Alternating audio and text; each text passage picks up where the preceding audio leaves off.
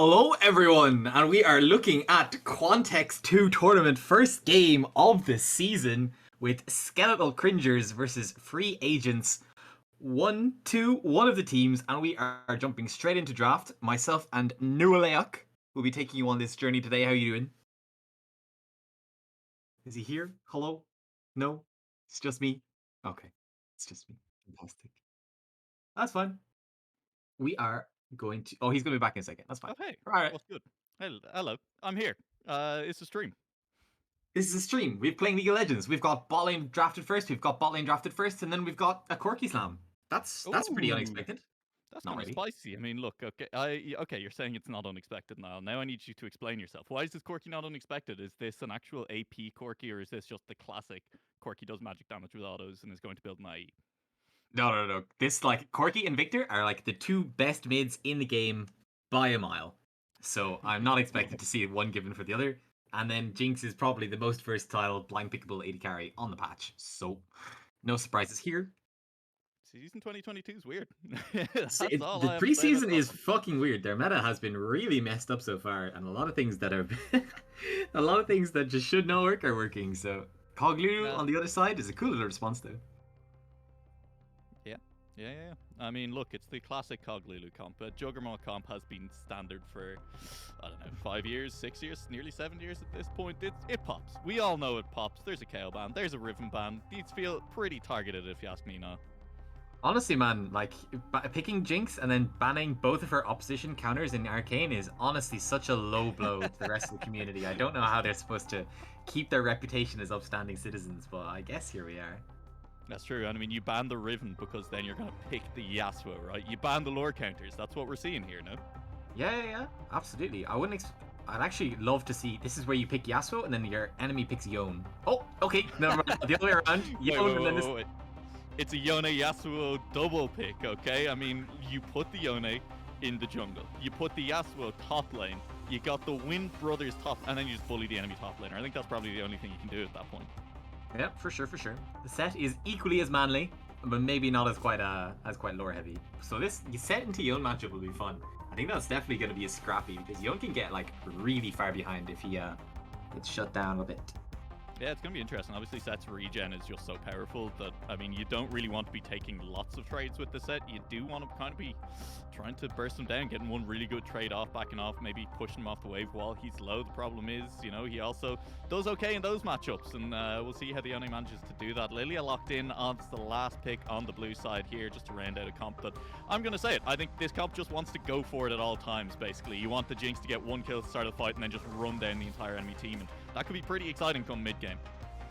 Yeah, absolutely. Especially with the build that Corki's been going at the minute is kind of this like all-in pokey build where you not quite. I'm going to use the term carpet bomb as opposed to the other term that's used for it, but carpet bomb with your ulti and it does unbelievable damage with your Ludens and a few other items once you get stacked up. So Xin is going to be good for scrapping though. I'm not sure his matchup is too good into Lilia, but I just want to go back to the term, the oxymoron that is all-in pokey. I don't think I've ever heard those put together before.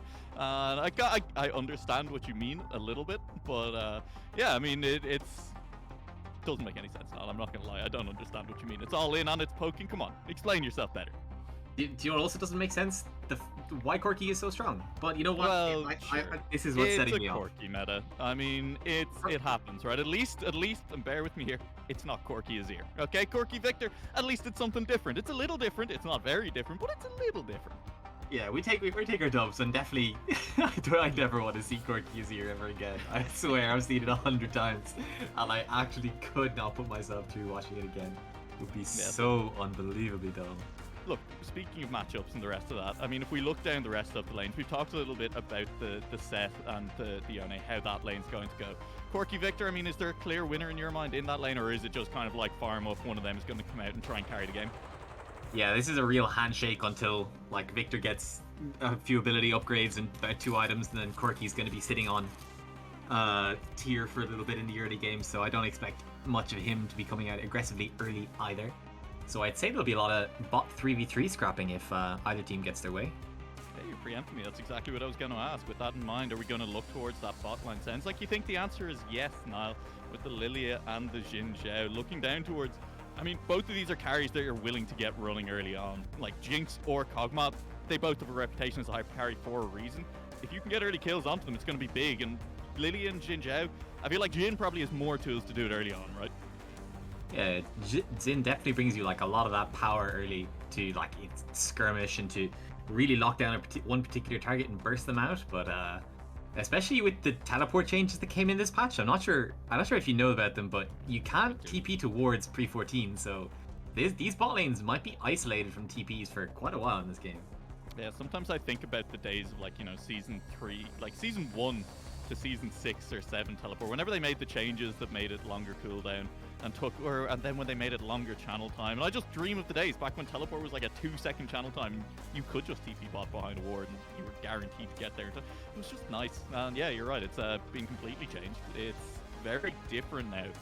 And I mean, neither of these champions are necessarily champions that would be looking to get behind them. I mean, Seth does an okay job if he can get behind people with a teleport, but it's just not even an option anymore. And so those bottom lane scraps are much more likely to be a 3v3 unless someone goes for a weird early dive, which also seems a little bit unlikely. Yeah, early dives, I don't know. Lilia has a lot of ability to, you know, burst in the early game, especially, I'm not sure Cog Lulu is too easy to dive, but yeah, we could see a little bit of it. And we also could see, especially in carry versus carry top lane matchups, I mean, Yone is not a very commonly played top laner, so if he might need some protection from Nightmare CS right here. That's true, and I'd be a little bit worried for the Yone against the Lilia, who is high mobility. I mean, we all know Yone's E is super annoying when you're getting chased by it, but it's not an escape tool, even in the slightest. So you are a little bit... you can get yourself into dangerous positions on Yone in the top lane. Sett and Lilia would do very well to chase that down. That's a lane that I do think we could see these junglers play around, and I think if one jungler decides to play around it, the other jungler may be forced up there to cover. The Sett's probably a little bit safer in it. Niall, I don't know about you. We head into a quick break. I'm feeling a quick 3-minute break here as we wait to get into the game. Sounds good to me. See you in a bit.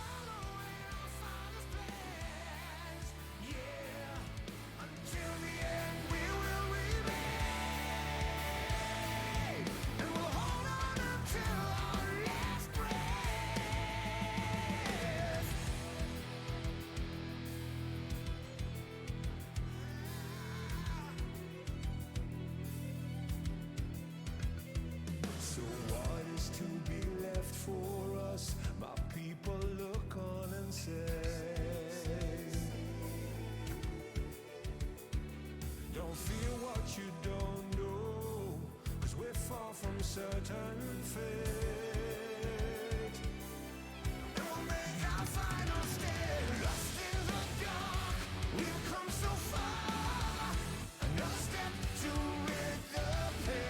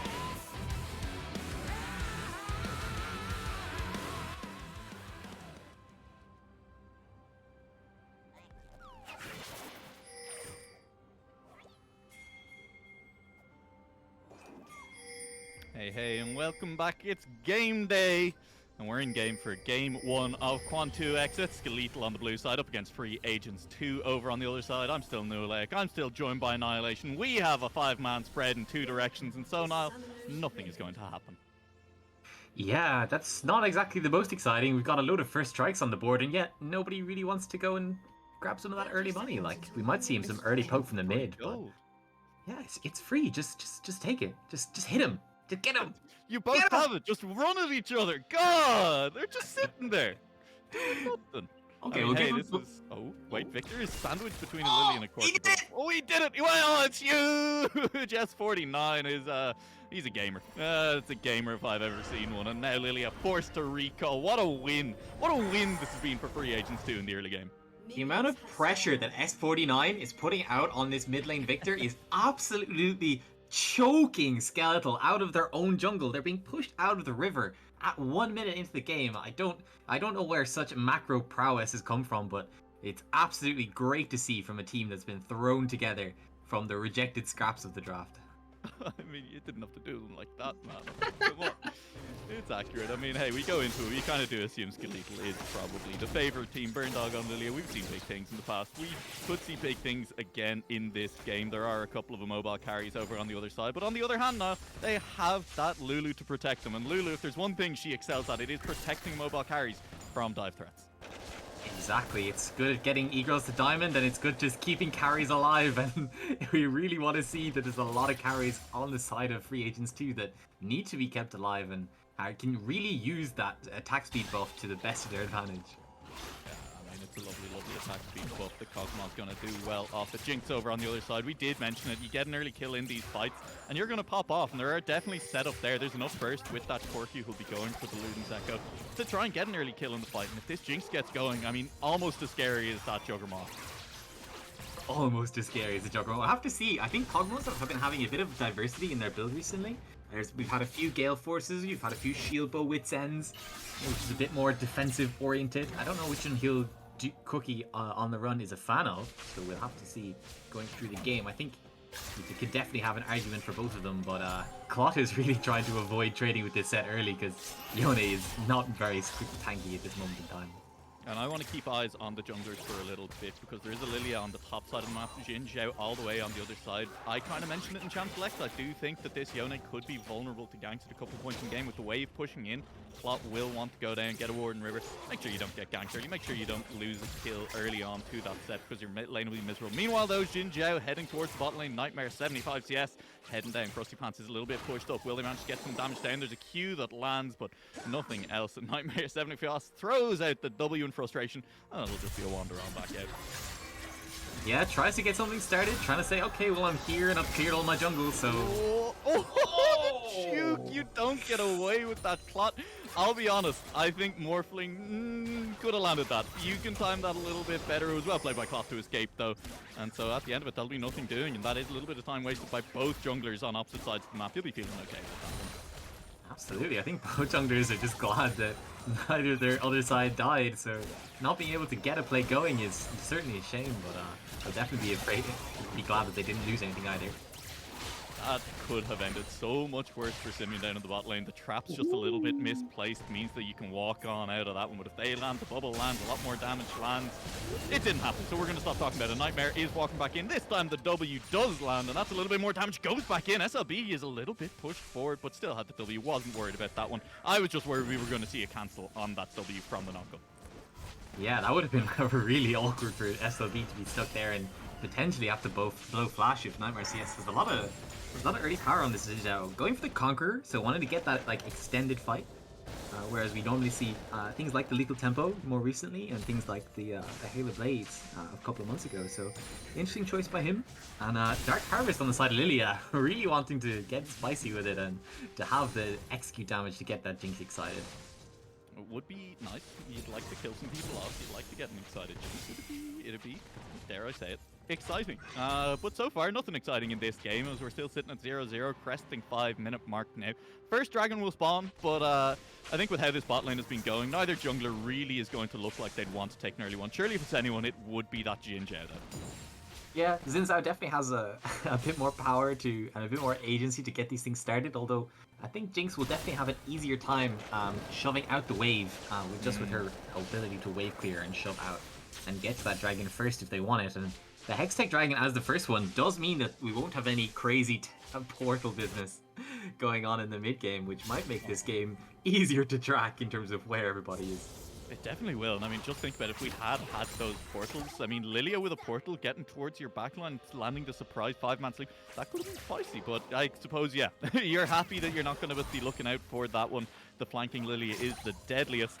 And so we'll just keep on farming it out here in this game. Nearly at the 6-minute mark. Bubble doesn't even land in the bottom lane. These have been pretty relaxed lanes so far. Trading the top lane, Morphling and Clot going at it, but nothing doing. Cookie on the run is very far forward in this, and that's a bit of a trade. Here comes Jin Zhao. Polymorph comes through. Slow will land onto Rudy Boy, and there is the flash. 2 flashes force the flash to follow as well. Knock up onto Krusty Pants, but nothing more doing on that play. And now a potential turnaround. Krusty Pants will land the W, but there's 3 people there, so you don't want to chase too far forward into that one. A bit of a skirmish. No team coming out really far on top. Krusty Pants standing his ground there and trading back really heavy onto Krusty Pants and being able to draw out both flashes from the bot lane could mean a lot. Cloth could be caught out a little bit. Fate unsealed. Nice and easy escape. Big wave though. Bad wave state for him. Oh no. Traded flashback in the bot lane. That's just evening up with the enemy AD carry. Flashes and heals burn. The only flash left is on Epic Simeon, and that was a nice little gank temp up on the top lane by Burn Dog. Forces the Fate unsealed out of Cloth, who also doesn't have a flash. So repeat ganks there could be deadly, and I think you could just see Morphling freeze that wave if they wanted to try and get some CC up.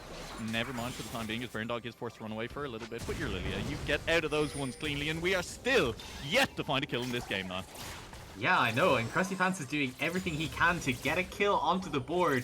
He's walking under enemy turret, he's blowing his flash to junglers, like he's trying to get some excitement into this game, but it just isn't happening. So overall, I mean, we kind of expected when people pick heavy scaling team comps that we ain't gonna get much happening, so I guess whenever one of these teams decides to pick up Dragon or something is gonna be the first point of contention, really.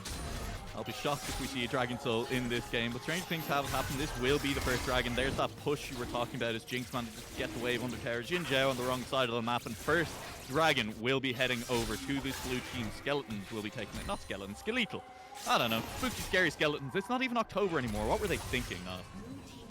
I don't know what they're thinking, and maybe, you know, if they think that they want to be bare bones and want to just play everything by the book, I don't know, just giving them too much credit maybe, but overall they've got a lead in this game of about a few hundred gold and keeping it nice and stable the way they want it.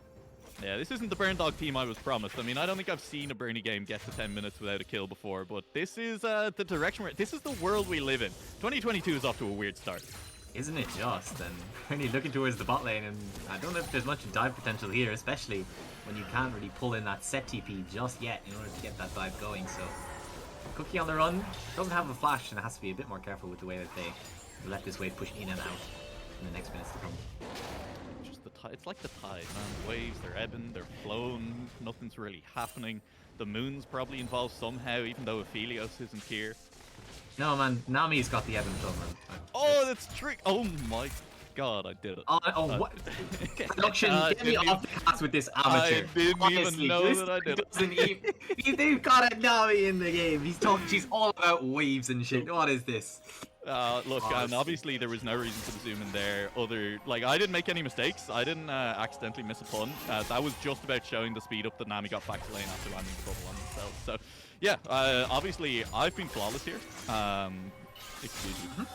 Yeah, And excuse me for my horrible shaming of you and such. Oh. Yeah, absolutely. Hey, top lane, there's a pretty large CS lead, and that comes off the back of the freeze that we mentioned in passing. It was the briefest mention of kind of a freeze that you'll ever hear, but that does come off the back of Bernie's gank up in the top lane. The Burn Dog gank into the Fade Unsealed, forced away, the Yone forced it back, and Set just getting a little bit of a freeze on the wave. That's a 20 CS lead. We look down the board, it's kind of even apart from that across the map. Junglers are a little bit ahead, but you expect Lilia to outfarm a lot of other junglers. And down in the bot lane, there's about a 5 CS lead, but a bigger wave pushing in. So an incredibly even early game so far. It's really just the Dragon and that top lane CS lead to separate it. Yeah, and a bit of a CS lead emerging in the jungle as well, I think. Because definitely, like, Bernie managing to be up 20 CS on the on the Zinzao is really important for getting accelerated because these mage items that have been added in this preseason are so good and they give you so much power while being almost tanky in a way, because a lot of the mage items now with health on them, like you get to at your 3 and 4 items, you can be on 3000 HP. Oh my god, Cookie on the run is fearless. Well, it doesn't have flash still. Won't have a getaway on this one. There's a wave. There's an ult, and it won't matter. First blood, it goes to the Nami. Not exactly what you want, but the passive on Kog'Maw, it won't be enough to trade back. And that is the first kill of the game in a straight 2v2. And if I'm being totally honest, that did feel like the way that 2v2 was going. Here's a quick replay for you. Yeah, and Cookie on the run really just thinks he has the damage for it. I mean, he has this kind of awkward build state where Jinx has such perfect items right now. That Moon Quiver is so much power early in the game, and this like late exhaust from Cookie on the run just really lets Jinx get out a lot of damage, and is just ahead in the race. So.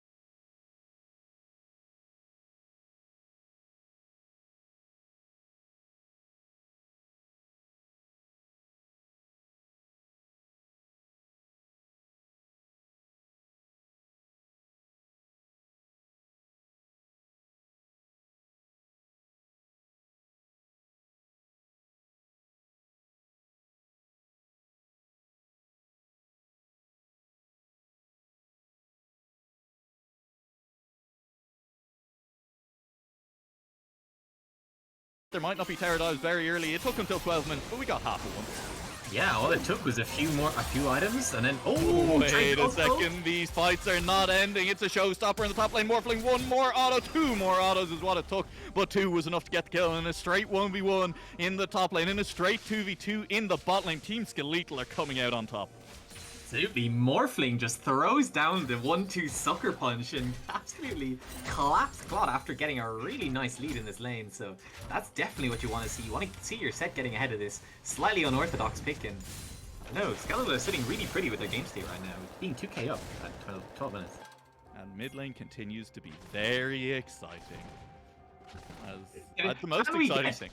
Can we get a first strike check? Can we get first strike Corki Gold versus first strike of Victor Gold? That will be actually the only interesting thing to come from this lane. Will be the mini game that if we can even see that. I don't know if we even can. Maybe it's on the scoreboard. Is it on the Is it on the scoreboard? What if we press tab and then we hover over it on the scoreboard? I'm just throwing options out there. Okay, I don't have the answers. I don't think I'm just asking questions. Oh, no. Well, okay, Riot. All right, this is Riot's fault.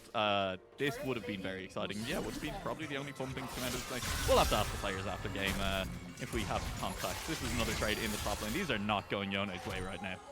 Yeah, and Yone, without being able to back for that lifesteal component, is really going to struggle to shrug off these trades. If Morphling does not care, he will regen through that on this set, no problem. So it's gonna get I think it'll get harder for Clot before it gets easier, but we've always seen Yone, that 2-item spike, the 10 death power spike, whichever comes first, has always made Yone and Yasuo equally strong. So just trying to pray that this game lets him get there. So SLB neutralizing S49's early pressure, and now we have it. We have the unsealed teleport. Which is basically the teleport that we've always known. Oh my god, they can flank behind them. That sounds overpowered, man. Maybe they should make it 28 minutes. Please don't, Riot. Please don't take away my poor baby boy. I just want to teleport to attack people again. Ooh, nice little flash of what looked like Cyborg Geralt there, I'm going to say. Well, hey, we're still here. We're still in game. Bot has a dash. We'll dash in. And the problem with falling behind Set Nile is you don't do enough damage to out-damage his sustain. And he's just going to sit in lane, he's going to push you in, you're going to have a poor time. That's going to be dropped in the mid lane. This could unlock the Corki. Could we see some Corki roams? The package will be available again soon, I believe. That might be the point to actually see Corki get involved in the game. Yeah, I mean, he does have probably the least exciting build to watch in League of Legends. He's going to mana immune rush into tier or loot in seconds. So it definitely won't be that interesting for now, but Victor with the crown. If he packages into 5 people at a dragon, it'll be interesting, okay? That'll be exciting. That would be fun, alright.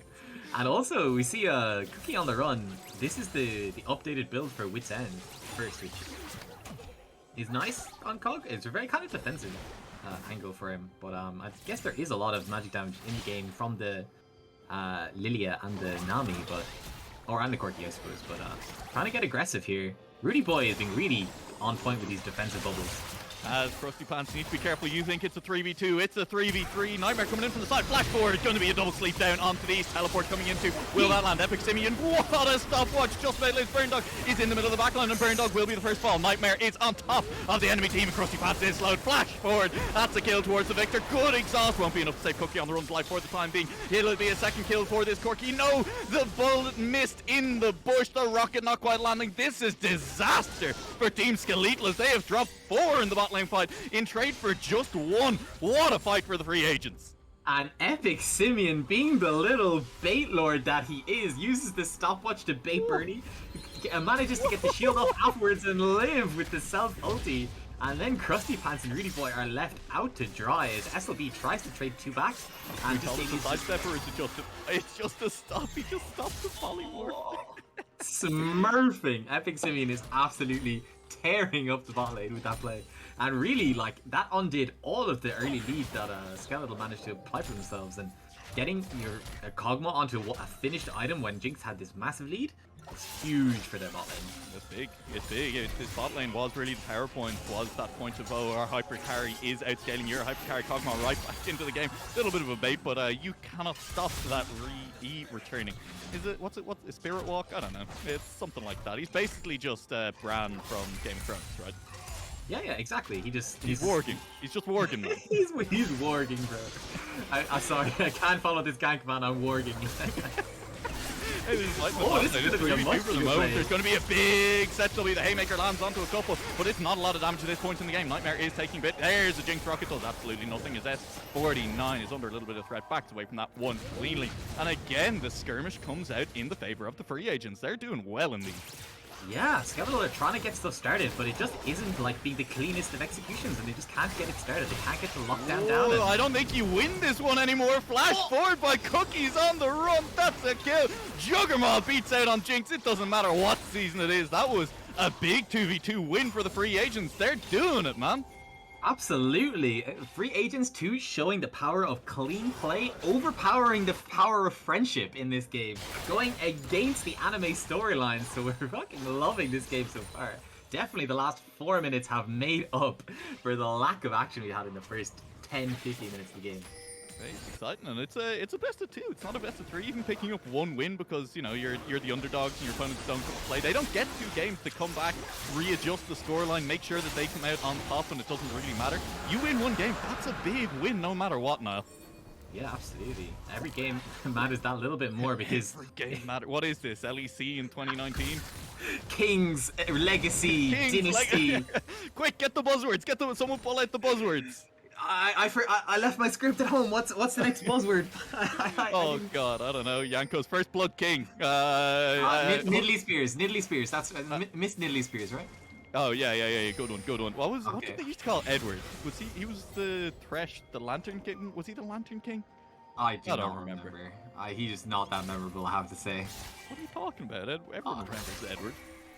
He had Ward in his name. Does everyone remember Edward? Everyone remembers that. He played on Gambit. Come on. I know he played on Gambit. He played on like SK as well? STK? HTK as well? No, SK and HTK as well. We're getting confirmation from production. Yeah, stat check is in. He did in fact play for one of those teams. I got it right at some point, okay? Yeah, oh my god. Moving back to the game. First item in for basically everybody, and 1.5 for these mid laners who are using this first strike gold to really get themselves ahead. I mean, holy moly, they have so much gold in their pockets, even though they've been involved in not all of the kills. I mean, like S49 having 70 or 80% kill participation here on this victory is really getting stuff done. It's true, but I think also, you're saying not involved in all the kills, but we do have to give credit for S49. The roams have been on point, was down there, and that 2v2 skirmish was up in the top lane as well when that little skirmish went down on the other side of the map. Basically went coast to coast in the course of a couple of minutes to get involved. And you love to see it. You love to see teams getting involved. I do enjoy that the Victor and the Corki have just gone straight back to sidelining. They're like, no. Let's just go farm. Let's handshake this a little bit more. I know the teams are moving around. I know we're 20 minutes into the game. There's macro to be had. No macro. Only sidelining. Hold on for a second. Production, can we zoom in on mid lane for a second? Do we have some LS subs in chat? Is he freezing at his tier 2? Oh my god, we have some LS subscribers in the chat. We have some freezing at tier 2. Cookie on the Run is playing this so defensively, and I guess when you don't have any objectives up on the map, you're really happy to just sit here where it's safe and try to get some flanks off onto the duo lane, because Grassy Pants is falling further and further behind the longer the situation goes on. It's true, and what do you do when you can't attack the mid lane, can't attack the top lane? You attack the bot lane. Clot is under threat just here. Morphling doesn't care about your tower, will go back in. The Unsealed Fate takes 2. Haymaker is going to be big. Good dodge out on that one. Asleep at the moment. S49 will go forward, and Clot has dashed all the way back. Flash forward. Morphling flash on out. Clot gets the Blood Drinker pop. Not Blood Drinker. There's a name for that item. Immortal Shield though has been procced, and now you want to be a little bit careful, a little bit cautious as you move towards this tower. You don't have the health bars available to dive that one. Epic Simeon has been slowed down. It's a 5-man party in the bot lane. Here comes the Cogmaw. There's a Corki here as well. They're stuck under tower, and again, this is maybe the problem with not having a tank. There just isn't the health bar available, and now Krusty Pants is getting to farm that wave. Yeah, and there just isn't the reliable engage button for the side of free agents too. You kind of have that Fate Unsealed, and then afterwards you're really just Lulu Shirley is running at people. Oh, she has Moonstone, so you don't even have that option. So this would be a tricky game for them to actually get fights started. I think they'd be almost happier for Skeletal to kind of try check into them the way that play started. But overall, it could get tricky for them to actually start fights. It nearly worked. I think you are seeing a little bit of that. Not nerves isn't the right word, I guess. Worry. Team Skeletal maybe aware that they are also under pressure to try and get something done. The last couple of fights haven't really gone their way, and Burndog was trying to force that one really hard under tower, and they nearly lost it all to an Unsealed Fate towards the end of it. Didn't quite happen. We managed to get out of that entire situation with no kills somehow, and both teams do have hyperscalers. The gold is dead even as we are at the 23-minute mark. I guess at this point it really is anyone's game. There's 2 dragons on the side of Skeletal, but I don't think that's going to be the difference maker now. Yeah, no, absolutely not. This game is as even as it gets. I think Victor and Corki are both at really strong points in the game right now, and this set is showing that he is so tanky, especially to any damage that Claude is likely to do for the next 2 minutes until he gets towards that Infinity Edge. And I mean, overall, it's going to take a bit of a misexecution on somebody's play to really throw the game in one way or the other. And that's what it was. Okay, somebody in chat has better memory than us. Yeah, the threat print. I saw it. I wasn't giving them the satisfaction. I'll see what you've done. Now chat will think they matter, and we're done for, okay? Okay. Well, listen, we got to give them kudos where it's due is when they give us the inner attention, so hell. All right, that's fine. You guys give us attention, we'll give you attention as well, I suppose. It makes sense. We're going to give these seats attention for a hot second, as that is a bubble landing onto 2, not a bubble, a sleepy sea thing. That's an Unsealed Fate landing onto 2 as well. Into the combo, it's the knockup, but it's not damage, and damage is what you need. There's going to be Lulu dying off the back of that fight. There's a lot of people dying in the middle of this fight as the mid laners have arrived and they have items. They are doing damage. S49 is trying to chase this one down, and as the dust settles on this fight, it was chaotic. It was back and forth. It's a 4 for 2, and this time Skeletal have managed to win on out. Yeah, Free Agents 2 just lacked that little bit of damage that it needed to finish off. S49's feeling it. Do you steal this? Do you steal this, S49? Do you have what it takes? There's a smite available. Of course you don't steal it. Burndog is full health as well. You probably don't want to be up here. Rudy Bai has just been healing up on the side. And I mean, Burndog, you don't lose the 1v1 as Lilia when you get to run down a Victor. Absolutely, and S49 tries to duck and dive and dodge and duck and dive and dodge, and he just can't do it. There's just so much sustained damage from Lilia to just chase it down, and almost randomly, Free Agents do lose their inhib turret. So overall, this is just a really clean game from Side Skeletal around these objectives. It's really gone their way. It has, and I think it wouldn't be unfair to take this one all the way back down to the 5-man play in the bot lane that didn't lead to anything, that let Krusty Pants break that freeze in mid lane, push that wave back up, and I think that was where we saw Free Agents 2 lose a little bit of the momentum they'd been starting to build up, and when they just went head to head in the 5v5 there, the power of friendship and anime finally won out. It was bound to happen eventually. Like, some storylines are just stronger than they're just too strong. Honestly, I'm ready for them to nerf the power of friendship at some point. It really has been good for so many patches now. Like, Okay, but if we're talking about it, okay, I mean, look, this isn't going to lead to a kill. He's too far gone. If we're going to rank them, okay, if you have the power of God and the power of friendship on your side, we all know that's OP now, right? But where do they rate against each other? You put the power of God up against the power of friendship, where do they land? And on this scale, where's the power of anime, man? I don't know, the power of like weeb energy has kind of decreased in the recent patches. I think it's not quite as good in the current meta when you realize like that some of the power it used to get from what's the wait they're hitting Baron. Wait, what's happening? They're gonna get away with that, I think. They can't keep getting away with this! They are getting away with it for the time being, but there is 4 members arriving now. There is a teleport on Clot who could arrive up if they wanted to. Does So Corki yeah, have you package? Corki? Does not have package. I can't hear the sound cues for it, so I don't think he does. But that would honestly, I think Corki has package here, then that would give Skeletal the confidence they need to start that objective because they're definitely strong enough to do it. Okay, Yeah. he doesn't.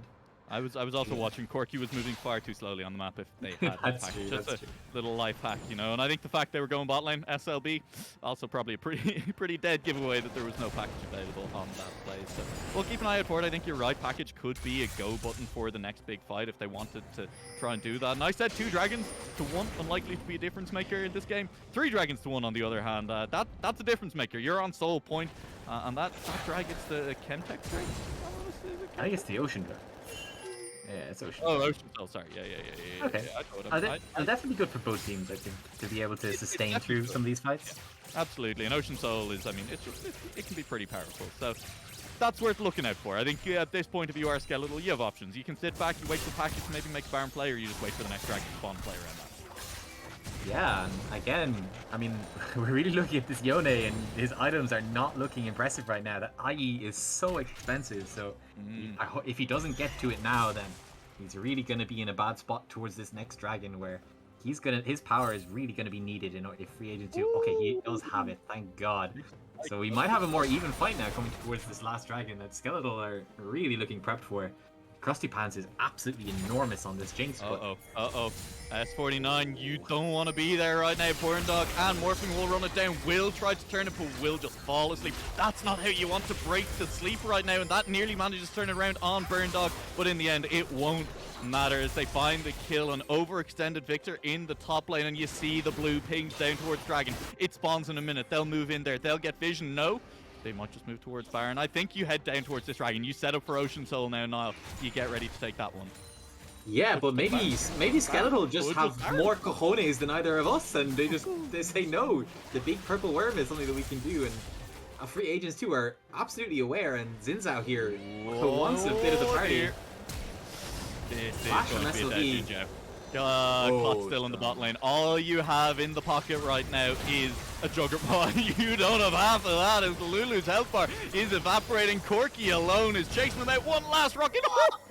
That's disgusting, but disgusting won't get the kill. It will be enough to get the Baron as SLB is a menace on this Corki right now. Absolutely, the Baron Corki has arrived, and SLB is in the driver's seat for the rest of this game. He is so strong. And you see the power of this build where your rockets just do so bloody much from so far away. That was disgusting. I see the power of this build now. Riot, please nerf. This is disgusting. I don't want to see this no more. Get it off my screens. Get it out of my life. Ocean Dragon will spawn now. This looks like it could be a 5v5 collision. The problem is Nightmare has only just respawned. It'll be a 4v5 if you want to do it. You will need this Juggernaut to be on full health, and you will need the Juggernaut front and center to take over this fight. They're not even going to be able to get into the pit. They're not going to be able to contest it. Ocean are just giving too much. Epic Simeon will fall asleep. Plot will fall asleep. Epic Simeon is still alive for the moment. SLB will just get on over. No! Just about survives the flash away the baits. Epic Simeon's been so good with them so far in this game, but right now it hasn't mattered. Going Golden Under Tower, that won't matter either. Nightmare is taken back into the middle of 5, drops in the middle of those 5, and now you have Barons, you have Ocean Soul, you have a 5v3, and you have an open inhib in the mid lane. I think, Plot, it was smart. You pushed that one out. It's not going to matter. Yeah, I'm really beginning to think that I underestimated the power of friendship. I mean, I shit-talked it earlier, but it's proving itself. It's moving up that tier list, man, alright? It's overtaking the power of anime and God, I don't know. How many more powers are there even above this? Like, I really don't know anymore. Oh no, it's going even further beyond Clock's in trouble. Clock's gonna die surely on this Lovely one. little pullback Will from drop. Morthlane. It was quite nice. SLB might drop as well, but that is a Kog'Maw without a Lulu in the back pocket, and that means you are just squishy. It means you drop. It means you're going to give up an inhib. We're going to see the push now on towards Nexus Towers. Game number 1 looking like it has gone the way of Skeletal. It nearly went the way of Free Agents, at least in the mid game. There's one more kill. Why not just get a few more of these stats on the board? KDA is all that matters. We all know it. Towers dropping, Towers in the eyes, Nexus in the eyes. It'll be Team Skeletal in game number 1 once they decide they've had enough. Make no bones about it, they came out as the better team here in game 1. Yeah, really clean game 1 from the Skeletal, and when you only get 2, having a first good game and getting your confidence up and running is really important, and being able to keep that momentum going into game 2. So yeah, back to the drawing board for Free Agents 2, but overall, not a bad game at all for either side. Not a bad game from either side. Definitely signs of life for that for Free Agents. I thought their skirmishing was on point in that mid game, and a lot of that comes off the back of S49. And I think that damage graph says it all, right? S49 was the shining light there in the mid game. You were saying it. I mean, look, Victor Corky strong on this patch. I don't think you can put all of the credit for that one on the Victor's shoulders. No, absolutely not. I mean, a lot of that is just being able to be involved in these bot skirmishes that were set up well, and a lot of that trading in the mid lane is just giving damage to both parties. You know, if you are just trading as much as you are and you have all these corrupting pots and cookies to just trade with your first strike, then somebody's going to make a ton of gold. And I mean, that Victor did so much damage in this game. If they can round out their comp a little bit for the game 2, I think they can really do damage to Skeletal in game 2. Yeah. All right, yeah, I was just sending the message to ask if we were going to break. Hey, we have confirmation we're going to break. We will see you all back here very shortly. That was a fun game 1. Why wouldn't you want to stick around for game 2?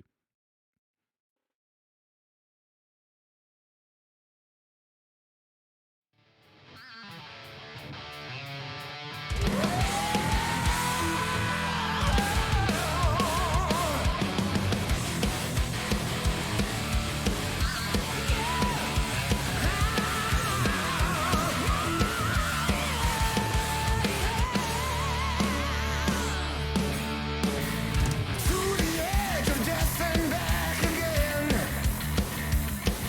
We've seen the walls come down, but here we all still stand.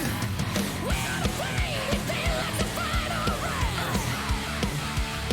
They try to extinguish us. We are timeless in death. Hear the awakened world. Scream glory and scream courage. For here we stand in the path of victory.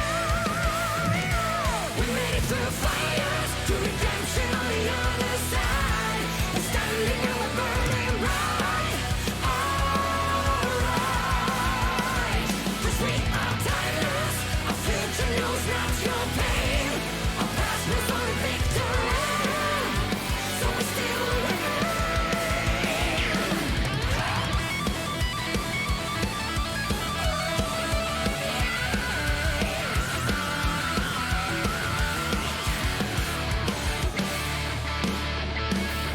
To our last free breath and back again. We've seen our scars burn red and seen them turn to flame. We are the fire that guides our destiny. Yeah, the torch of finish us. We fight until the last. Hear the awakened world. Scream glory and scream courage. For here we stand in the path of victory. We made it through fires to redemption on the other side. We're standing and we're burning bright. Alright, 'cause we are timeless. Our future knows not your pain. Our past knows only victory. So we still remain.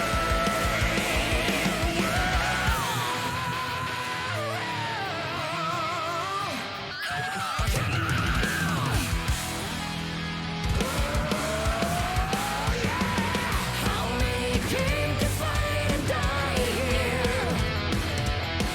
How many legions overcome? How many scars are left behind us?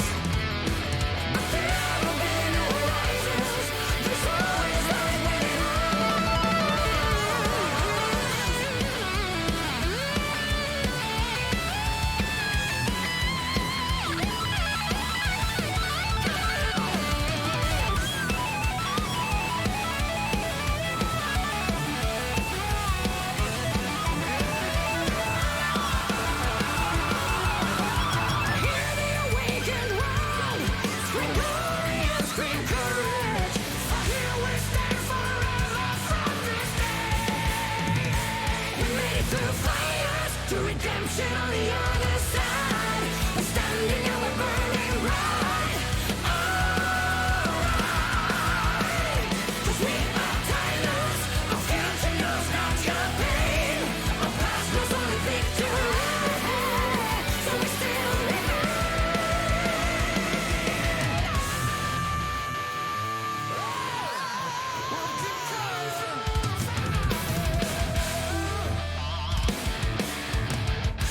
And we still remain. Yeah!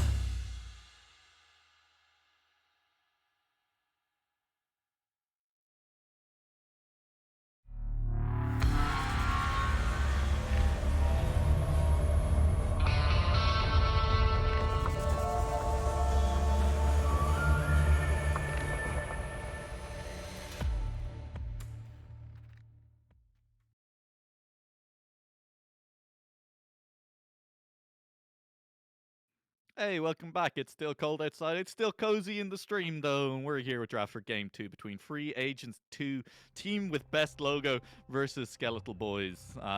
These team names seem to have swapped up. Hopefully they're the same teams now.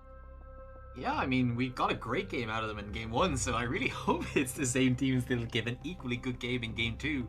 And we've already seen things change up a little bit with Viego being taken off the table. Victor because- and Corky just banned Victor and Corky just banned Victor and Corky. Yo, it's happening! That's a Corky ban. Show me Victor! No! Ooh, I mean, look, okay. I'll take it, alright? That's Well, okay.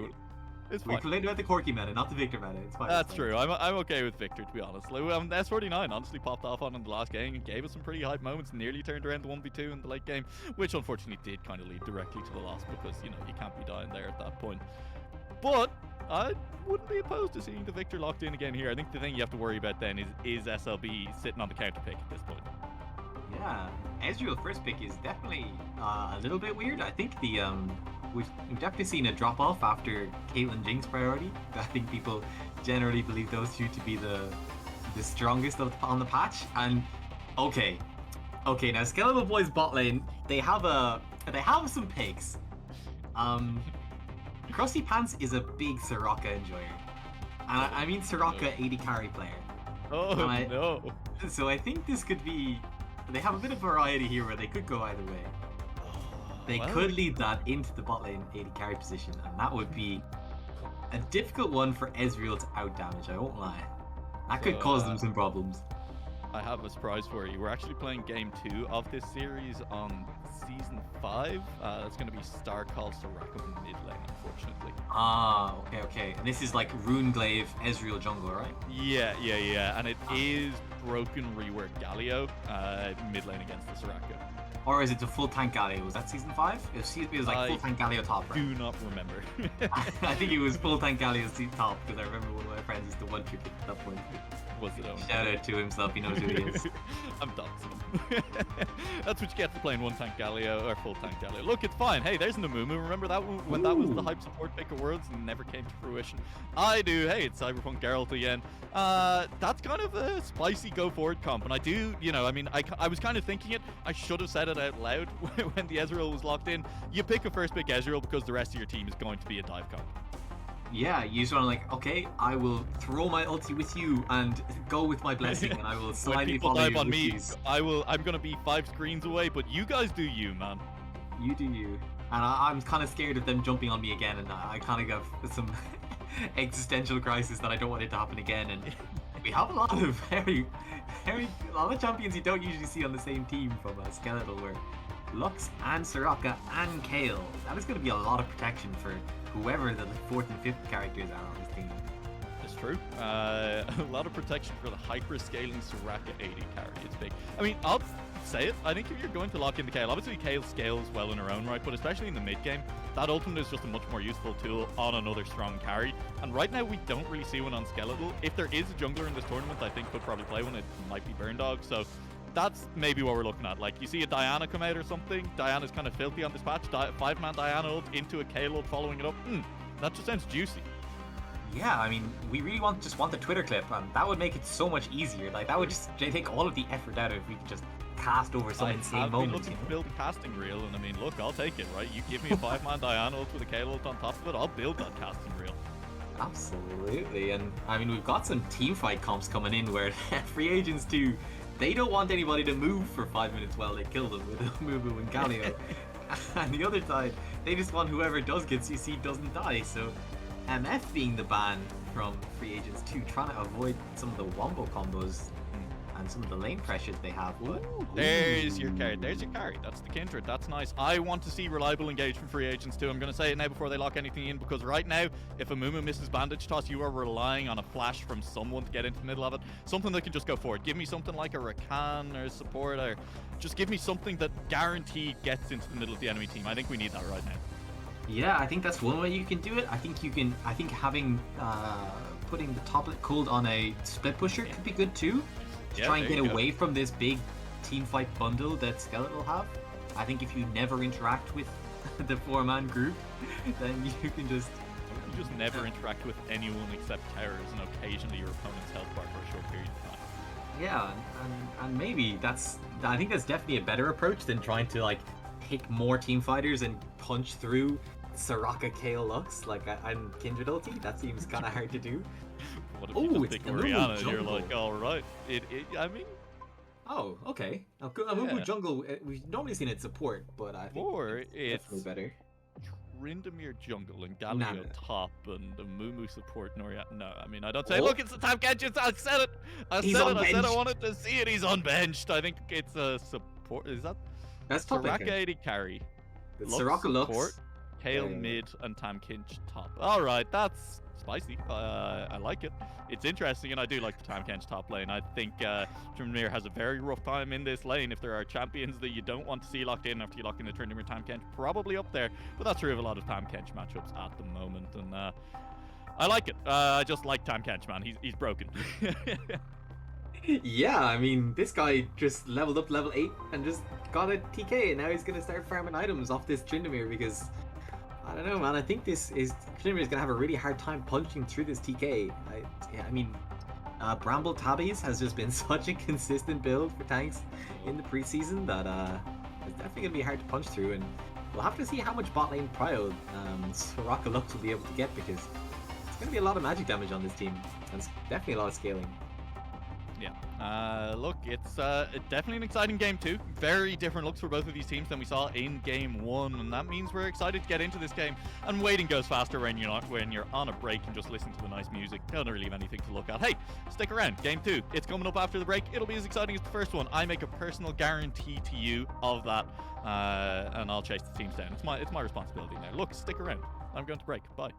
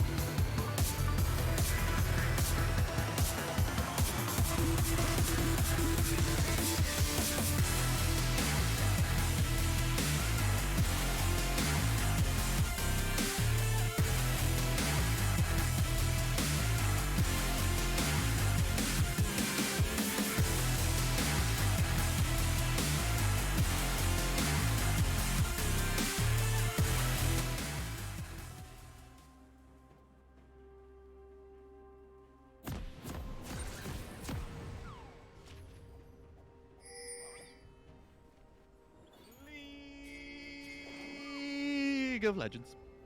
We're back. It's game 2. Now, how are you feeling? Oh, fantastic. Never felt better. We've got some very different comps from game 1. We've got Bernie on the Kindred, has already marked that jungle Amumu over on the other side. Based on how it went to Worlds, I think I'm a little happier to see that than to support Amumu. But it is a Galio support, which is kind of fills a pretty similar role. Somebody tell him he doesn't have items! Somebody tell him! It won't be Okay, me, so I'll we tell told you. him. It's okay, it's okay. It's okay. Oh. Okay, he knows. Right? What Okay, is he this, knows. me playing? Oh, What? I think what revenge from game 1 comes out on top in the early trade. It's big. That's the last time you're going to see Tryndamere win a trade against this Tam Kenchal game. He spun and he won. It's crazy. Things like this have never happened before. We have a Tryndamere leashing, which is insane. And we have Soraka Lux bot lane, which is just... I don't want to talk about it, man. And Krusty Pants with his Cafe Cuties Soraka skin. I know we have his girlfriend in chat who's unbelievably impressed by this. Yeah, so that was an actual chunk onto Simeon there. That could be relevant in this lane. And probably just, pops a pot fairly early on, gets back to full. But I think with the amount of poke that's going to come out of this Lux Soraka, you have to be aware of that. You have to be a little bit careful.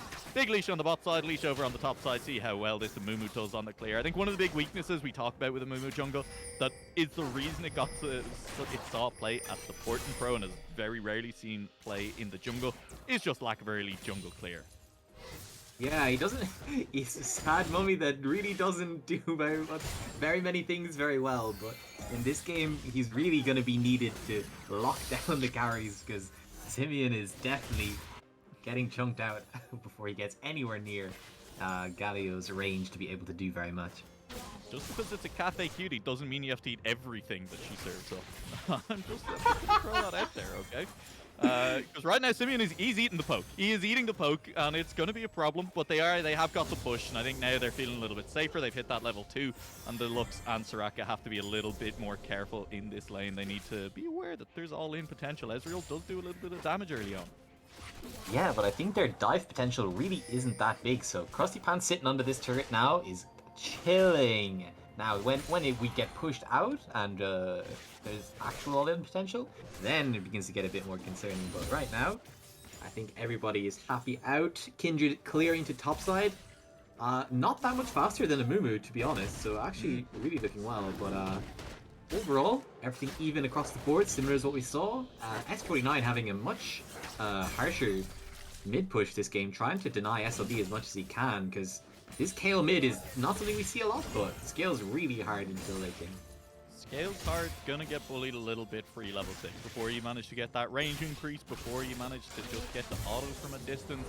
Oriana's gonna be a little bit of a bully in that mid lane. Other than that, the rest of the lane's going as we talked about, as expected. Tam Kench is gonna just kind of do okay into Tryndamere for a while, but Tryndamere is still gonna be Tryndamere come the middle of the game. You do still need to be aware of him, and your macro needs to be on point to make sure the clock doesn't take over in the sideline, take over the game just through map pressure. Oh, but guys, Free Agents 2 lost the coin flip. Oh? The Kindred mark is on the top scuttle, not the bot scuttle, and now Bernie getting that free mark. Well, Loving it when it comes up heads for him, and Nightmares, yes, invading bot jungle for wards will definitely be able to help them predict the into tapping, because I think where he is right now is no mystery to anybody as he walks over some wards to try and give some early pressure to SLB. I think he understands that he's on a ward here, and he's just trying to give this Kale a bit of time to press out in the lane, because SLB is absolutely level in this Kale lane, and he's not feeling under too much pressure at all. I did, and I think part of why that happened is, I would say, S49 worked a little bit hard and, was more concerned with pushing out that lane to try and support Amumu at a potential Scuttle Crab fight. And I think that's, you kind of talked about them losing the coin flip. That's why it's even more of a punish that it could potentially have otherwise been, because it was, rather than trying to punish the Kale, deny her farm, it was just a matter of pushing in, trying to support the fight. And the fact that they lost that coin flip has allowed this Kale a little bit of room to start scaling towards the rest of the game. That's worrying. That's worrying if you are the free agent squad right now.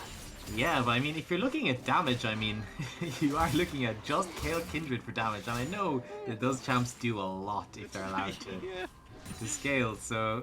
But at the same time, I mean... And I'm going to be key here, sleep on the Tam Kench damage.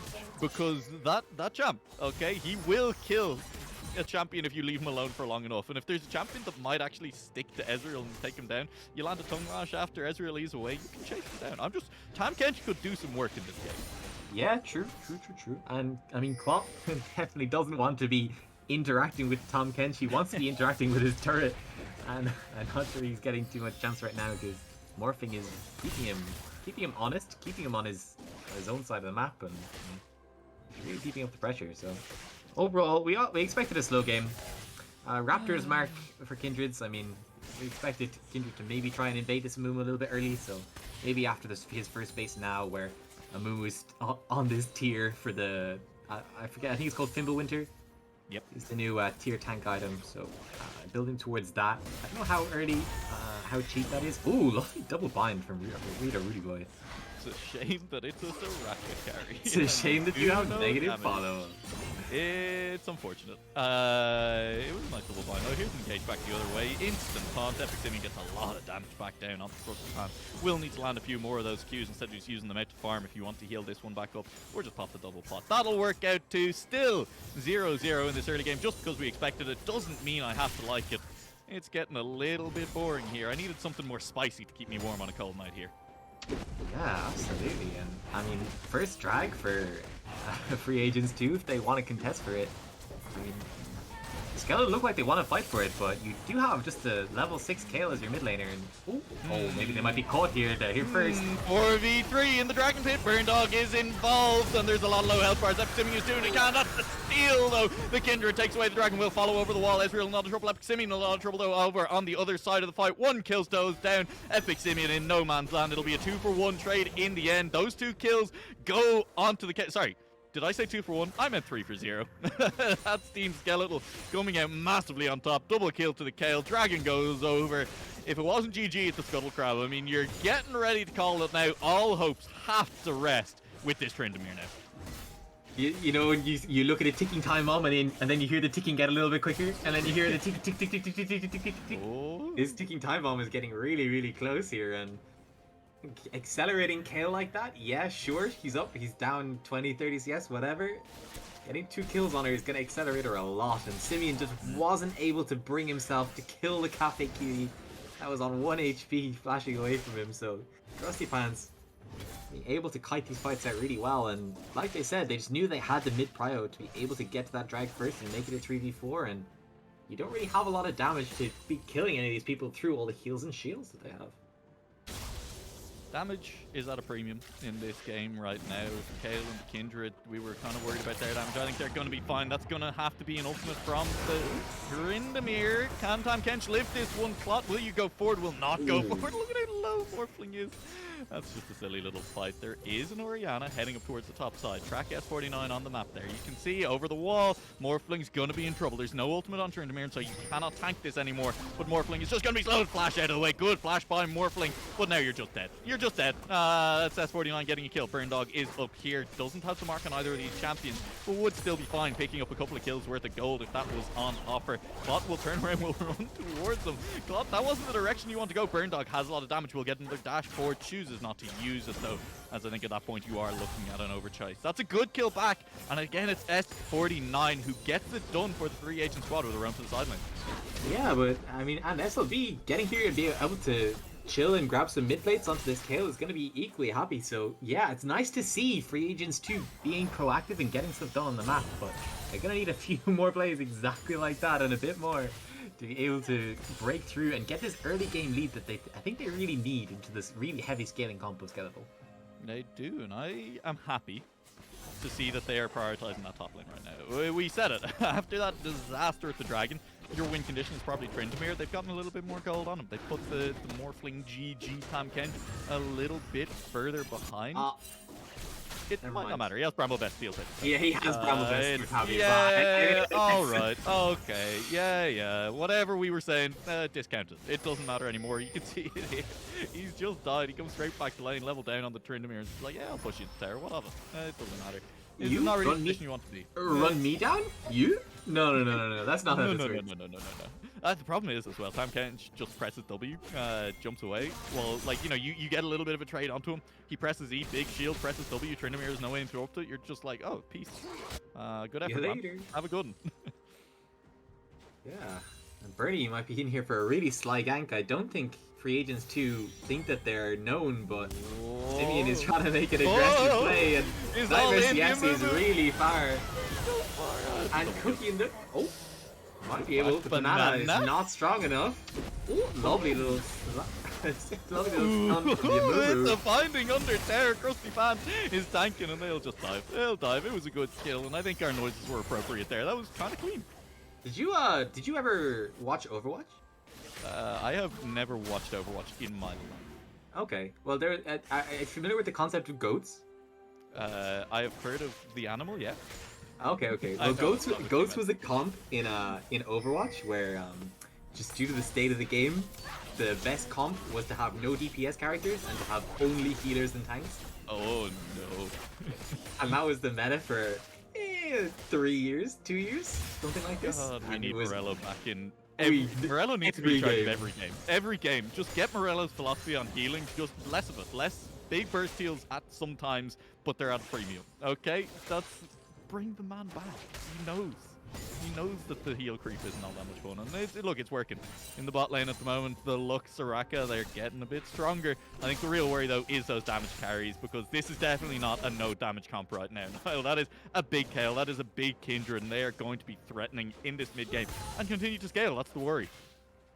Yeah, the sky is literally the limit, and this Kindred can infinitely scale, and Kale is absolutely happy to enable her to scale infinitely, and getting another dragon under your belt this early in the game on a scaling comp, I'm super happy with where you are. It's worrying, and I mean, this Kindred, how many marks does she have now? Can we get a quick mark check on this Kindred just to Three. see how? I'm guessing Brindog 3. is doing? Guessing 3. It could be 3. Could be around 4. I believe 4 is one of those break points for the Kindred, and that might be number 4. If we're saying she's at 3, if we're guessing.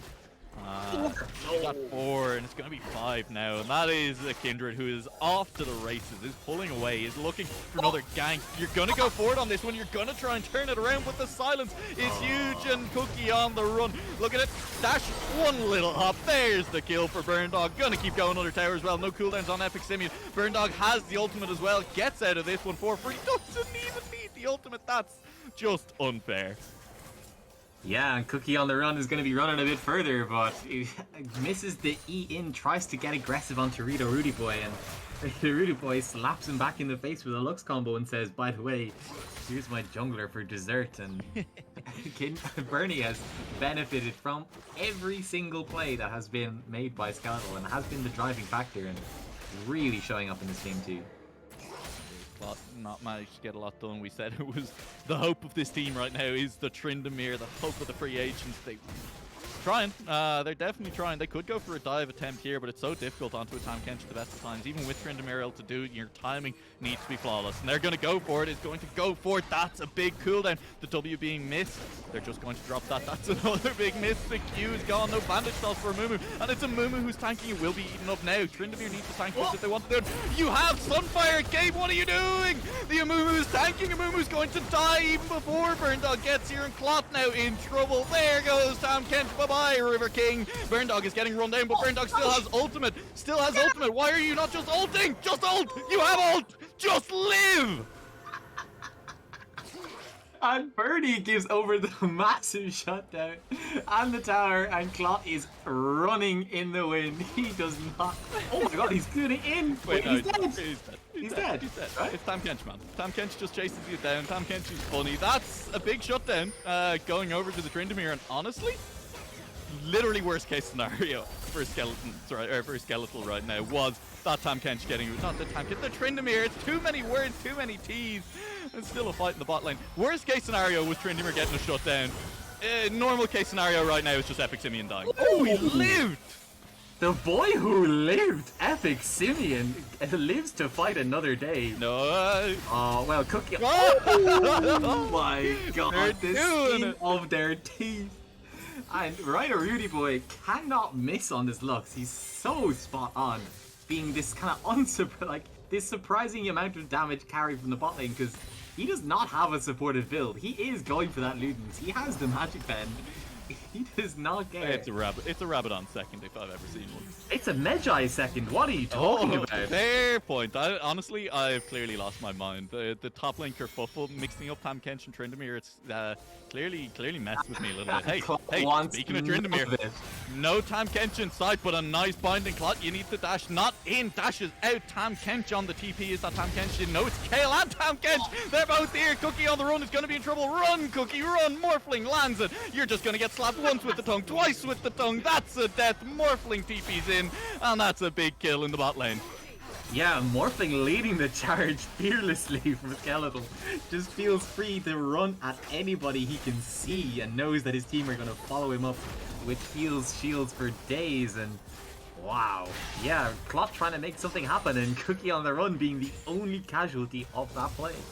I like the run, but the double TP response was just too good now.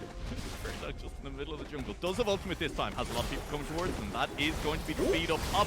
It's now going to be 3 people on top of Burndog, but Burndog is living because Tam Kench is there. The ultimate is good. Burndog doesn't get the ult for a second time. Maybe doesn't have the R key bound. I don't know. That's going to be a dead Tryndamere in the middle of that fight, and a Kale ultimate coming out is enough to turn this fight around. It was a double kill for the Soraka 80 carry. SLB goes on a rampage as well. Morphling will tank this tower. Nice stopwatch. But you're not going to live through this one. Maybe you will live through this one. Where is that Lux ultimate going? Ezreal's the one to drop. And S49 with the fancy feet, with the human sacrifice, manages to pray to the blood gods and escape on that one. S49 has been the sole survivor of every fight, every single fight for the last 2 games in a row. And every single member of his team has been sacrificed in order to allow it to happen. Being the only consistent factor for his game throughout, or for his team throughout these 2 games. He's really putting on a performance to try and keep these.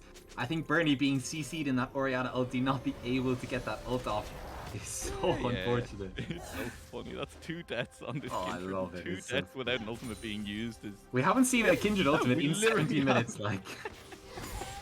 Literally doesn't have the R key bound. It's the only explanation I'll accept at this point, especially after that first death. It's a Tryndamere. There is literally no CC that can stop you from pressing the R button. Yeah, definitely. I don't know what to tell you. We'll just throw it out there. Sure, S49 is just have a tower here. Where's your sacrifice now, S49? Just gonna get run on. Lux ultimate not even gonna land. SLB does damage. Honestly, nerf Red Buff. That guy was so slow. Holy moly. Kale is just so fast at this point in the game with her passive, just absolutely gonna run through people. And Rito Rudy Boy is just a it's just a luck spot where he's here just to stun people, and those people die. And it's good. Krusty Pants walking past Cookie on the run does not care. Bernie CC'd for 90 million years. Oh, doesn't even need it. Pops it just for flair, having already killed the Mumu, having healed back up with Triumph, having healed back up with just a dummy amount of lifesteal. That's another kill. That one was just free at the end of it. I was about to make fun of Bernie. I think that's the first time all game that the passive hasn't been set to Mumu. I was like, ha, look, for once he's killed the Mumu. There's no Ezreal nearby, and Ezreal just walks in to die to the Kindred And anyway. then Rito Like, Rudy Boy just... well, Rito Rudy Boy just solo kills Ezreal on the side. It's like, here, Bernie, take that 1 HP target, you will. Cool. Stacks are nice. Killing the bot lane as well. Not quite coming off, but that is a Kale just pushing up to inhib tower and taking for free at 18 minutes into the game. The Tryndamere split push yet to materialize. I think never going to materialize, if I was to be totally honest with you. There is a little bit of armor being built up for the Tam Kench. He can slightly contain the Tryndamere, I might say, slightly. He is currently, as they say in France, it's anti-fuckload. Yeah. That's French for quite a lot. Oh my, your French is so, it's so cultured and so, oh wow, and Clock wants it. Wait, what? Oh, so nearly the heal came through. Krusty Pants tried. Yeah, and I think some diligent viewers in chat have pointed out that there might not be much healing reduction on the side of any of free agents too, apart from S49, who I guess can do it all by himself, but I think that's been the story of 2 games. Oh no, the Kale and the Kindred on the side as well will hand the ultimate onto Bernie, but Bernie will live anyway at the end of that one, and he's now full health again. Because he's just a healing comp. And Bernie just has his little cafe cutie Krusty Pants in his back pocket. saying, "Here, come here, kitten, come heal me. I've taken some damage," and proceeds to throw him back into the fight again. So. And they said maid cafes wouldn't work outside Japan. I'm just saying, Cruise Japan single-handedly proving an entire continent wrong on this one. The maid is doing work here in the backline. This is looking like it could be a game end. 2 wins for Skeletal in the series. Tam Kench flashing forward, slapping Ezreal, and then eating him. That's Ezreal going to flash away. I told you, man. I told you to look out for the tongue lash following an Ezreal who was flashing or dashing away. Tam Kench back into the backline one more time. The tongue slap for the kill. Morphling picks up another one. You love to see it. You love to see the game end as well. Only 20 minutes on the clock. And it is a big win for Skeletal as they take down Free Agents 2 in 2-0. Easy clap from Skeletal. What a dominant first game. And I mean, the second game was not much less competitive from them. So yeah, really showing off 2 very different draft strategies and being really happy in either way in either's comp. Yeah, and I think it was an interesting idea. I really liked the fact they went for the Tryndamere. They went for something a little bit different. If the game had been more even, maybe Clot gets set up in a side lane, manages to get work done in that game. Because, hey, if there's one thing you can count on most of the time in an Irish tournament, it's that the other team's macro probably won't be that clean, Niall. And this time around, unfortunately, game just got out of hand a little bit too early for that to work out. And I think there's credit there to be given to the squad of Skeletal as they managed to pull that win after one big win at the Dragon fight. They never looked back. Yeah, absolutely. And Morphling being able to contain both the Yone and the Tryndamere really well in both of these matchups. So, I mean, he's been given last pick, so he got pick of his matchup both times, but really being happy in both of those matchups. So, really well played from him overall. Obviously, Bernie and the bot lane from Krusty Pants and Rudy Boy working so well together to get that lead in both games. Yeah, just really clean. Overall, it's being really solid from everybody on the side of Skeletal. It was clean, but it was dirty, as it only took 20 minutes for that game to be over. That means it's an early night for all of us here. Thanks very much for tuning in. It's freezing. Go to bed. Have a good night. Sleep in the morning if you can. Go to work if you can't. And stay safe out there, everyone. Enjoy your 2022. That's been us. I've been Noah Lake. That's been Annihilation. This is signing off.